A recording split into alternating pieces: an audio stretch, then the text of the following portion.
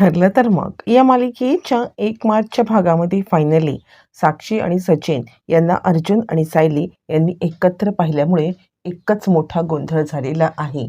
आणि त्याच वेळेला अजून अनेक सत्यांचे उलगडे सुद्धा प्रेक्षकांनो मालिकेमध्ये होताना दिसणार आहेत. इकडे अर्जुन आणि सायली दोघं जण लॉनमध्ये आता आपली केस सॉल्व्ह करतायत आणि त्याच वेळेला अर्जुन सायलीला सांगतोय, खरं तर नवरा बायकोने असं लॉनमध्ये केस सॉल्व्ह करणं हे सुद्धा एका छान रोमॅन्सपेक्षा काही कमी नाहीये.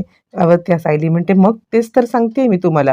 असं म्हणत दोघं जण आता नागराजने जे काही सांगितलंय त्याच्यावरती विचार करत असताना अर्जुन म्हणतो, "मयसभा म्हणजे काय?" यावरती सायली सांगते, "मयासूर नावाचा एक राक्षस होता आणि त्यांनी आता त्याच्या बचावार्थ किंवा त्याच्या शत्रूपासून वाचण्यासाठी एक असं यंत्र म्हणजे असं जाळं तयार केलं होतं, की जिथे आता आपल्याला वाटेल की खिडकी आहे, पण तिथे भिंत असायची. जिथे वाटेल दार आहे, तिथे बंद भिंत असायची. जिथे वाटायचं जमीन आहे, तिथे पाणी असायचं. जिथे पाणी, तिथे जमीन. म्हणजे भास फक्त, बाकी सगळं खोटं असायचं." आणि त्यावरती मग आता इकडे सांगायला लागतो अर्जुन, "मग आपल्या घरामध्ये असं कोण आहे, की जे आतून एक आणि बाहेरून एक आहे?" असं आता एक आपण सगळ्यांची नावं शॉर्टलिस्ट करूया आणि त्याच्यावरून आपल्याला आता त्या माणसापर्यंत पोहोचण्यासाठी मदत होईल, असं अर्जुन म्हणायला लागतो. त्यानंतर मग आता एका दगडावरती सगळ्यांची नावं लिहिली जातात. सगळ्यात पहिले पूर्णाई. पूर्णाई म्हटल्यावर ती सायली सांगते शक्यच नाहीये आणि ती पूर्णाईच्या समोर आता फुली मारते आणि ती सांगते, "पूर्णाई जशा आतून आहेत ना, तशाच्या तशाच त्या बाहेरून आहेत. कोणत्याही परिस्थितीमध्ये पूर्णाई आतून एक बाहेरून एक असं वागूच शकत नाहीयेत. त्या बाहेरून जितक्या निर्मळ आणि सुंदर आहेत ना, तशाच आतून सुद्धा निर्मळ आणि सुंदर आहेत. त्यामुळे त्यांच्यावरती डाऊट घेण्याची कधीच शक्यता येऊ शकत नाहीये." आणि त्यानंतर मग आता प्रताप आणि अशा सगळ्या लोकांचं ते शॉर्टलिस्ट जेणेकरून आता इकडे मेन माणसापर्यंत त्यांना पोहोचता येईल.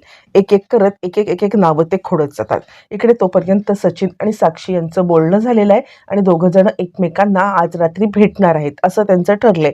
पण त्याआधी अस्मिताला झोपी लावायला पाहिजे आणि त्यामुळे सचिन आता अस्वस्थ झालाय. काय करू काय करू, या अस्मीला कसं झोपता येईल? मी आता दुधामध्ये जायफळ टाकतो आणि जायफळ टाकून तिला देतो. आय होप त्या जायफळमुळे आता इकडे तिला झोप तर येईल, पण बाकी कोणाला काही त्रास होणार नाही आहे, असा आता तो विचार करायला लागतो. आणि काही झालं तरी सुद्धा या सगळ्यामध्ये आता अस्मिता झोपणं महत्त्वाचं आहे. आणि मग आता खूप सारी जायफळ तो दुधामध्ये टाकतो आणि साक्षीला भेटण्यासाठी अस्मिताला ते दूध देऊन तिला आता झोपवून निघण्याचा प्रयत्न करतो. तोपर्यंत तो आता अस्मिताकडे येतो आणि, "अस्मी, मी तुझ्यासाठी छानपैकी दूध गरम आणले, ड्रायफ्रूट वगैरे त्याच्यामुळे टाकलेले आहेत, पिऊन घे." यावरती अस्मिता म्हणते, "सचिन, खरं सांगू तर आता मम्माने कधी मला असं दूध वगैरे दिलं ना, तर मी तिच्यावरती खूप चिडायचे. पण आता तू आणलंयस ना, त्यामुळे मी हे दूध पिणार म्हणजे पिणारच." असं म्हटल्यावरती मग आता सचिन म्हणतो, "लवकर पी आणि पटकन तू आता झोपी जा."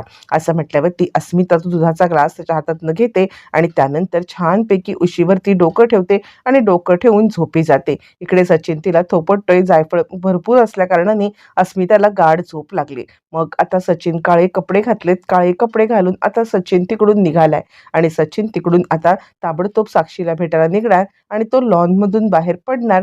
पण त्याच वेळेला अचानकपणे आता त्याला अर्जुन आणि सायली दिसल्या कारणाने, "अरे देवा, आत्ता तर मी इथून बाहेर जाऊ शकतच नाहीये.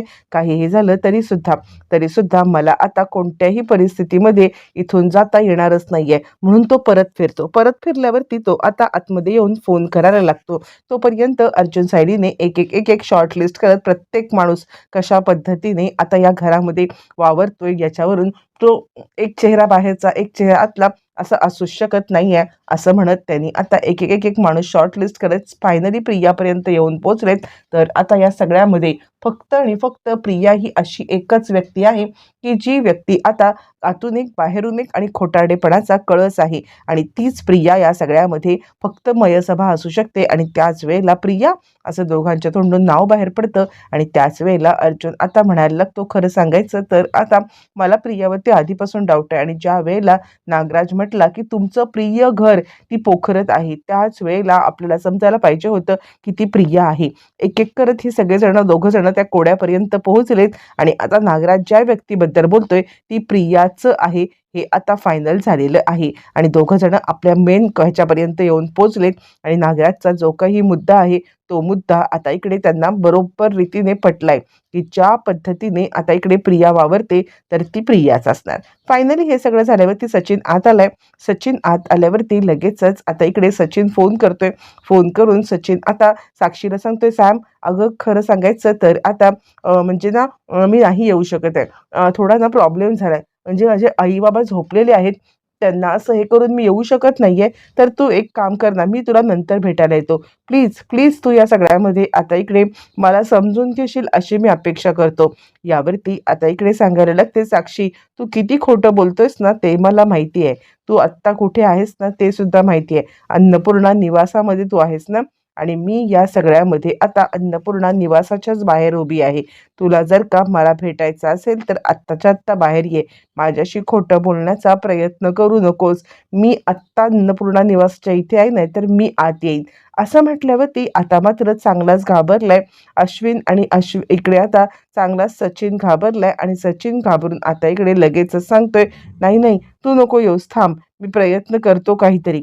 यावरती ती म्हणते, "हे बघ, काही वेळामध्ये जर का तू आत आला नाहीस ना, तर मात्र कोणत्याही परिस्थितीमध्ये मी आतमध्ये येईन, ही गोष्ट मात्र आता तू कायम लक्षात ठेव."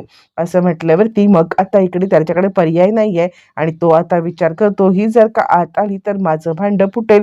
काहीही करून मला जायलाच पाहिजे. आणि तोपर्यंत अर्जुन सायली यांच्या बाहेरच्या गप्पा-टप्पा आटपलेल्या असतात.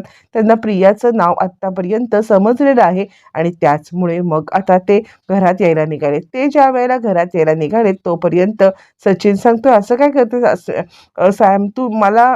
ती म्हणते, "हे बघ, मला काहीच माहीत नाहीये. मी बाहेर आहे. थोड्याच वेळात तू मला भेटायला येशील.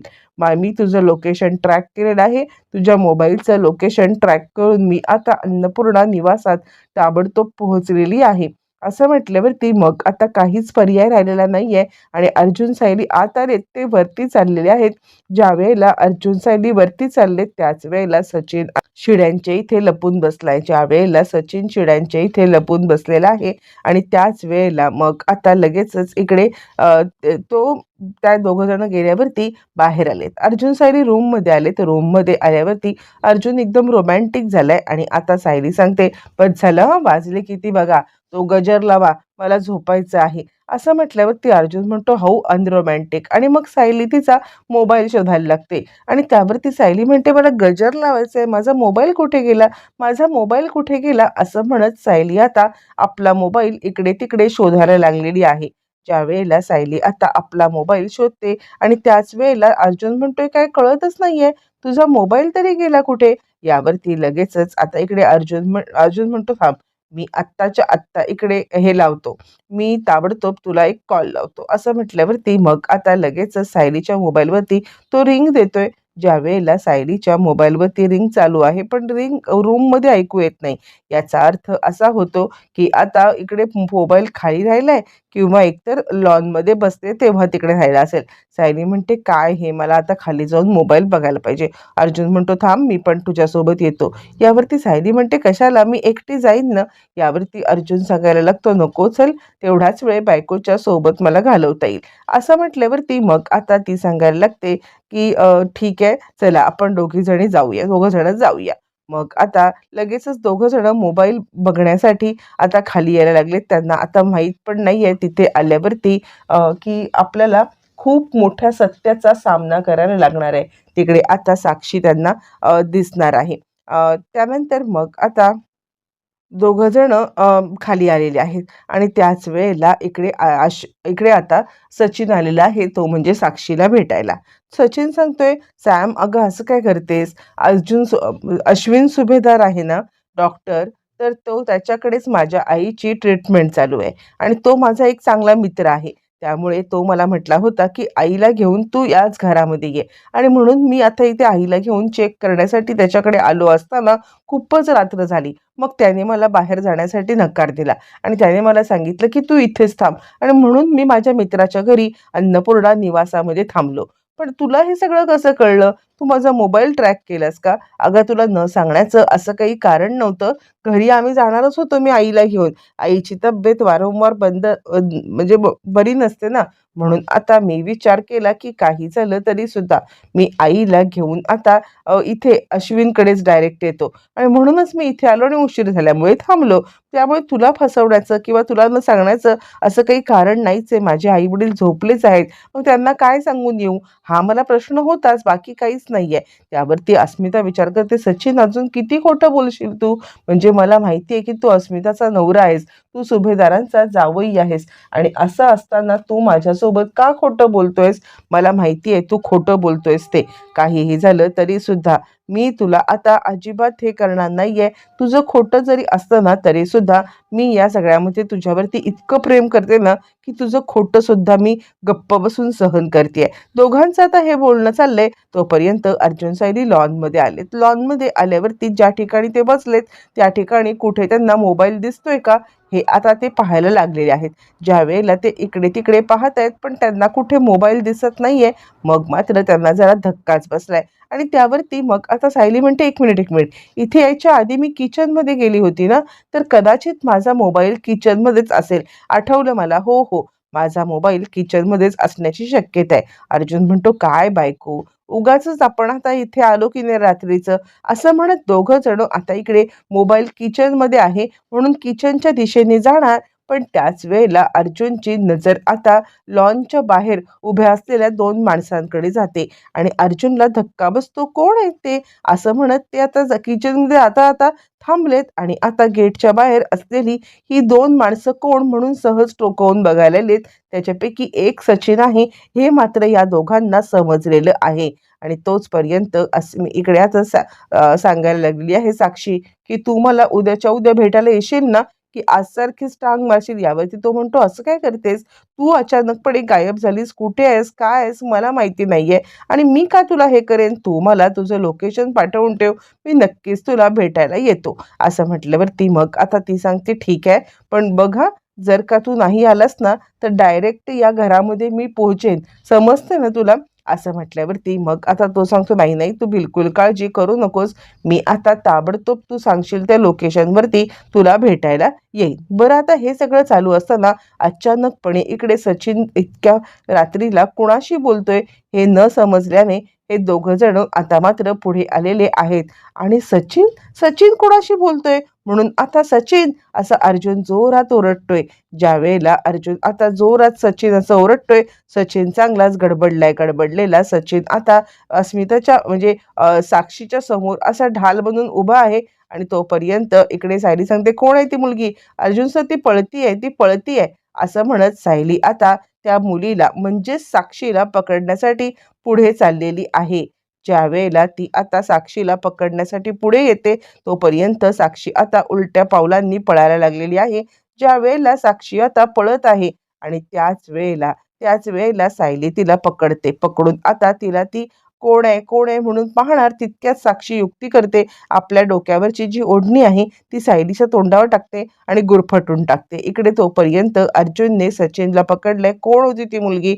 बोल लवकर." आणि आता लगेचच इकडे अ, साक्षी पळून गेलेली आहे आणि ती कारमध्ये बसलेली आहे. कारमध्ये बसल्यावरती आता लगेचच ती खूप जास्त लाईट मारते आणि ह्या दोघांचे डोळे दिपवून टाकते आणि त्याचमुळे ह्या दोघांनाही दिसत नाहीये की ही साक्षी आहे म्हणून आणि दोघंही जण आता इकडे पूर्णपणे ते लाईटचा झोत आपल्या डोळ्यावरती आल्या कारणाने आपले डोळे बंद करून आहेत आणि याचाच फायदा घेत साक्षी आता तिकडून पळून गेलेली आहे. त्यानंतर चिडलेले दोघं जण सचिनकडे येतात. "कोण होती ती? कोण होती ती? बोल लवकर." सचिन विचार करतो, "नशीब यांना समजलेलं नाहीये की ती साक्षी होती म्हणून. बरं झालं, तेवढं तरी माझं नशीब." असा सचिन विचार करतोय. तोपर्यंत मग आता तो म्हणतोय, "नाही, नाही. अरे माझा मित्र होता तो. मित्र मला भेटायला आलेला. ती नाही, तो होता." यावरती अर्जुन म्हणतो, "तुझे धंदे अजून बंद नाही झाले? थांब, अस्मिताईच्या समोर तुझं खरं रूप मी आत्ता आणतो." असं म्हटल्यावरती तो म्हणतो, "असं काय करतोयस?" "अरे माझ्यावरती ना थोडं कर्ज झालंय आणि त्याचसाठी तो माणूस मला भेटायला आला होता. घरी आल्यावरती उगाचच लोकांना आता माझ्यावरती संशय येईल म्हणून मी त्याला बाहेरच भेटायला बोलवलं." यावरती अर्जुन म्हणतो, खोटं बोलतोयस तू. असं म्हटल्यावरती आता अस्मिताच्या समोर ज्यावेळेला सचिनला आणलं जातं त्यावेळेला अस्मिता सचिनचीच बाजू घेते आणि माझा सचिनवरती पूर्ण विश्वास आहे असं ठामपणे सांगायला लागते. इकडे रूममध्ये आल्यावरती मग आता इकडे अर्जुन आणि सायली यांची चर्चा होत असते. कोण आहे ते, कोण आहे ते. पण दुसऱ्या दिवशी ज्या वेळेला अर्जुन चैतन्यला सांगत असतो की आता साक्षीला पकडण्याची वेळ आलेली आहे, महिपतला हे करून आपण आता साक्षी जिवंत आहे हे सगळं सत्य आता समोर आणलंय, पण महिपतकडून सत्य वदवून घेण्यासाठी याचाच वापर करायचा. तितक्यात सायली तिकडे आली आणि सायलीने साक्षी जिवंत असल्याचं ऐकलेलं आहे.